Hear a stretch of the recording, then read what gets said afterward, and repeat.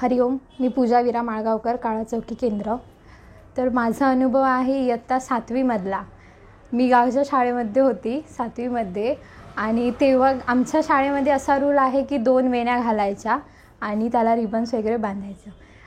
मी आणि माझी मैत्रीण अशी कठडा होता हॉलमध्ये उतरायला, एक पायरी असते पण ती पायरी नसून एक मोठाच्या मोठा कठडा होता. त्या कठड्यावरती आम्ही दोघीजणी बसलो होतो आणि मी सोन्याचे रिंग घातले होते कानामध्ये. तर मैत्रिणी आणि मी आमच्या दोघांच्या मस्तीमध्ये तिने माझी कधी वेणी खेचली आणि तो कानातला कधी माझ्या कानातून पडला तेच काय मला समजलं नाही. शाळा सुटली आणि घरी जात होतो तर माझी बहीण म्हणते, तुझ्या एका कानामध्ये काय दिसत नाही आहे, तुझं कानातलं कुठे गेलं? मी म्हटलं, अरे कानामध्ये माझ्या कानातलं नाही. दोन्ही वेण्यांमध्ये बघितलं, वेण्यांमध्ये पण नाही. आता म्हटलं माझ्या घरी जाऊन काय खरं नाही. मम्मीने बघता क्षणी सांगितलं, एक तुझा कानातला कुठेतरी पडला आहे. मम्मी म्हणाली, चल आपण शाळेमध्ये जाऊया, तिथे टीचर्सचे क्वार्टर्स आहेत ना, त्यामुळे ते शिक्षक तिथे राहायला असतात, आपण बाईंना वगैरे सांगूया, चेक करूया, भेटला तर ठीक आहे. मम्मी म्हणजे आता निघताना जरा बापूंना सांग, बापू माझा कानातला भेटून दे. तिथे रडत उभी राहिली फोटोच्या समोर. बापूंना म्हटलं, हा जर माझा कानातला भेटला ना, दर शनिवारी तुझ्याजवळ मी उपासनेला येणार. कारण अपेक्षा तर नव्हतीच की एवढूसा कानातला तो एवढ्या हॉलमध्ये कुठे भेटेल असा.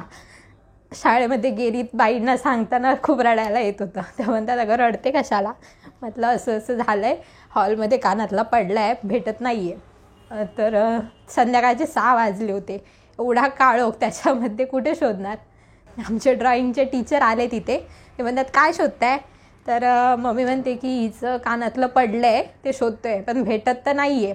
मग त्यांनी स्वतःचा छोटा फोन होता त्याची टॉर्च ऑन केली आणि शोधतायत ते आमच्यासोबत. 7:30 झाले. आम्ही म्हटलं आता नाही भेटणार, हा जाऊया आपण घरी. एवढ्या हॉलमध्ये त्या छोटे येलो कलरचे बल्ब असायचे ना पहिले, ते लावलेले होते. त्याच्या उजेडामध्ये आणि टॉर्चच्या उजेडामध्ये तो कानातला काय दिसणार? निघताना ते सर म्हणतात की थांबा, इथे ना काहीतरी चमकते. ते कुठे चमकत होतं? त्या कटड्याच्या खाली, म्हणजे तो कटडा जिथे संपतो त्याला गॅप असते ना, त्या खाच्यामध्ये तो जाऊन कानातला अडकला होता. त्यांना टॉर्चवर दिसलं की ते चमकते. तर त्यांनी तो आपला झाडूचे ते हीर असतात ना, ते घेतले, त्याच्यातून ते बाहेर काढलं आणि चक्क माझा कानातला सोन्याचा रिंग.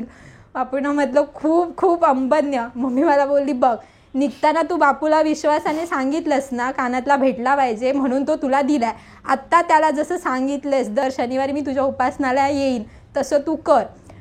तिथून 7वी 8वी 9वी 10वी म्हणजे 12वीपर्यंत मी गावी असल्यामुळे तिथे उपासनेला जायची. मुंबईला आल्यावरती उपासना वगैरे माहीत नव्हतं, शिरोडकरला व्हायची ती माहिती होतं, पण माझ्या सोबतीला कोण नव्हतं तिकडे जायला. लॉकडाऊनच्या नंतर मी गावावरून परत आल्यावरती ना, आमच्या बाजूचे काका आहेत ते असे जॉबला जात होते. त्यांना काळा चौकी उपासना केंद्राची बस दिसली. अनिरुद्ध आनंदोत्सवला ती बस जात होती, बापूंच्या पादुकांचं ज्या दिवशी वितरण होतं त्या दिवशी. सो ते घरी आले आणि बोलतात की काळा चौकी उपासना केंद्र आहे, तिथून आम्ही त्यांची बस जाते वेळी बघितली, तुम्ही जाऊन बघून या. आम्ही त्या काकी त्यांच्या मिसेस आणि मी जाम खुश झालो. म्हटलं चला आपल्याला काळा चौकी उपासना केंद्र भेटते उपासनेसाठी.